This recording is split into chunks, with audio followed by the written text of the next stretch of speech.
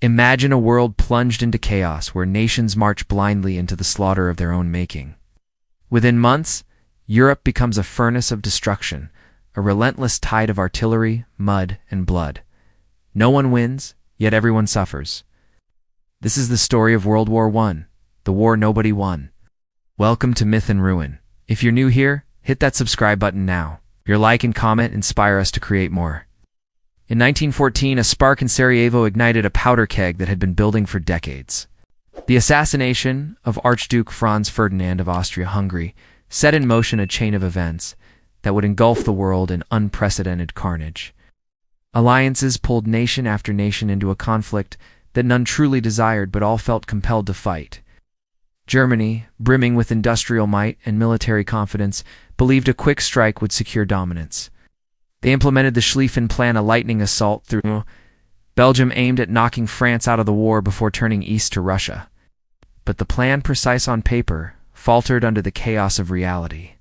Belgian resistance, logistical failures, and unexpected French counterattacks slowed the advance, trapping millions in a grinding stalemate. Meanwhile, the Western Front solidified into a static nightmare. Trenches stretched from the North Sea to the Swiss border, a web of mud, barbed wire, and despair. Soldiers endured unimaginable conditions, rats feasting on the dead, lice crawling over swollen bodies, waterlogged trenches that turned feet into rotting stumps, and above all, the thunder of artillery, an unending roar that shattered minds before it shattered bodies. The First Battle of the Marne in September 1914 shattered German hopes for a swift victory. The French, aided by the British Expeditionary Force, pushed the invaders back, halting the Schlieffen Plan in its tracks. The war had transformed into a grinding test of endurance. Night after night, offensives launched with high hopes ended in slaughter. Verdun, in 1916, became a symbol of the futility of industrialized warfare. The Germans aimed to bleed France white, but after 10 months and over 700,000 casualties, neither side had gained a meaningful advantage. Meanwhile, the Eastern Front was no less brutal. Russia, vast and underdeveloped, struggled to supply its troops against a modern German army. Battles like Tannenberg in 1914 decimated Russian forces, exposing the fragility of the Tsarist military system. Millions perished, not in heroic charges, but in the cold calculus of attrition that defined the war. Technology amplified the horror. Machine guns mowed down waves of attackers with terrifying efficiency. Poison gas, first used by the Germans at Ypres, created invisible killers that choked and burned. Tanks, still primitive, rumbled into the mud, offering fleeting hope in a sea of despair. Aircraft, initially reconnaissance tools, evolved into deadly predators in the sky, turning the heavens into another battlefield. The war was global. Colonies from Africa to Asia supplied men and resources, dragged into conflicts they neither caused nor comprehended. The Ottoman Empire's entry expanded the front into the Middle East, where campaigns in Gallipoli, Mesopotamia, and Palestine mirrored the slaughter of Europe. The Allies struggled to gain control of seas and supply lines, facing the deadly U-boat campaigns that threatened to starve Britain into submission. At home, the war reshaped societies. Total war demanded total mobilization. Women entered factories in unprecedented numbers, feeding armies at the front. Governments tightened control, rationing food, censoring news, and suppressing dissent. Propaganda painted the war in grandiose terms, hiding the grim reality of mud, blood, and despair. As 1917 approached, cracks began to show. The Russian Revolution erupted, pulling Russia out of the conflict but inspiring radical movements across Europe. In the West, both sides sank deeper into attritional battles past. Endel became a quagmire of mud and hopeless slaughter. Men charged over open ground only to be mown down by unseen enemies, leaving fields of bodies behind barbed wire. The human cost was staggering. By the end of the year, millions were dead, wounded, or missing, and yet the front lines barely shifted. The United States, initially hesitant, watched from across the Atlantic. German unrestricted submarine warfare and the Zimmermann telegram changed the calculation. In April 1917, America entered the war, tipping the balance with fresh troops and industrial might, but even then, victory was not guaranteed. The world had learned a harsh lesson. War at this scale could devour nations without producing a true winner. The stage was set for a brutal final year of fighting in 1918. Old empires teetered on the 4hl ETH. Old empires teetered on the brink of collapse. Austria-Hungary, the Ottoman Empire, and Russia, while Germany, despite early advances, faced an unstoppable tide of fresh Allied troops and crumbling morale. Mutinies and revolutions shook armies, and yet soldiers continued to fight, bound by duty, fear, or simple survival instinct. Here the story pauses, not because the horror ended, but because the story of how the world would attempt to heal and the price it would pay for the illusion of victory begins. The final year of World War I, 1918, marked a crescendo of desperation and relentless violence. German forces, exhausted and stretched thin, faced a revitalized Allied front.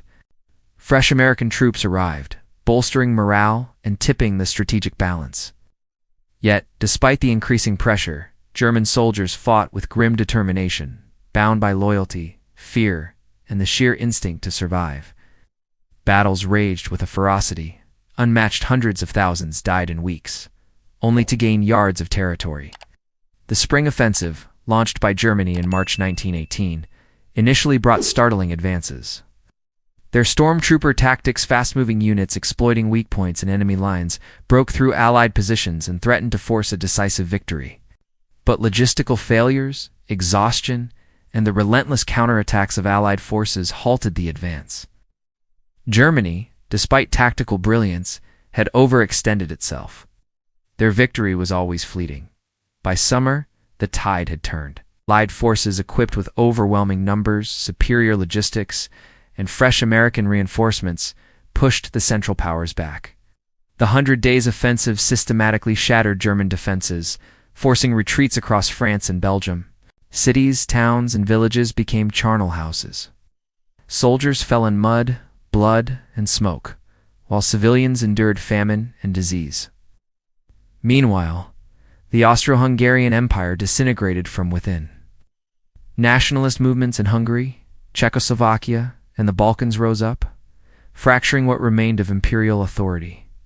The Ottoman Empire, reeling from prolonged campaigns in the Middle East, faced internal revolt and military collapse. Across the globe, the map of Europe was being rewritten in real time, not by diplomacy, but by sheer attrition. By November, Germany's military situation was untenable. Sailors mutinied in Kiel. Soldiers refused orders on the front lines. The people, starving and war-weary, demanded an end. On November 11, 1918, the guns fell silent. The Armistice of Compiègne brought fighting to a halt, but it was a hollow victory. Millions were dead, empires dissolved, and Europe lay in ruins. No one truly won the war. The Treaty of Versailles in 1919 attempted to impose order, yet it sowed seeds of future conflict. Germany was humiliated, forced to accept blame and pay reparations it could scarcely afford. Borders were redrawn hastily. New nations emerged from the ashes of collapsed empires. The League of Nations promised peace, yet lacked the power to enforce it. The war had ended, but its shadow would linger for decades, shaping politics, economies, and societies in ways that no one could yet comprehend. World War I changed warfare, society, and geopolitics forever. Mechanized armies, chemical weapons, and aerial combat would define the 20th century. Nations learned the cost of industrialized war, an immense toll in human life and societal upheaval. Families were torn apart, entire generations scarred physically and psychologically. And yet governments hailed victories that felt more like survival than triumph. In hindsight, the war seems almost absurd in its futility. Nations sacrificed millions for gains measured in mere kilometers. Soldiers fought heroically, but strategy and ambition rarely aligned with the human cost. The war left a lingering question in the minds of survivors and historians alike. Can any victory truly justify such suffering? And that is the paradox of World War I, the war nobody won. Every gain came at an unimaginable price, every victory tinged with the bitterness of loss. It was a war of attrition, of endurance, of humanity tested to its limits. The world would never be the same again. So, as you reflect on the millions lost, the nations reshaped, and the lessons painfully learned. Ask yourself, if the war taught anything, was it the brilliance of strategy or the futility of human pride? Could humanity have chosen a different path, or are we doomed to repeat the cycle of destruction? If you're new to Myth and Ruin, subscribe now to explore more untold stories of history and human struggle. If you like and comment, inspire us to create these deep dives. Hit that like button, share your thoughts below. Never forget, history is not just the past, it's the mirror of our choices.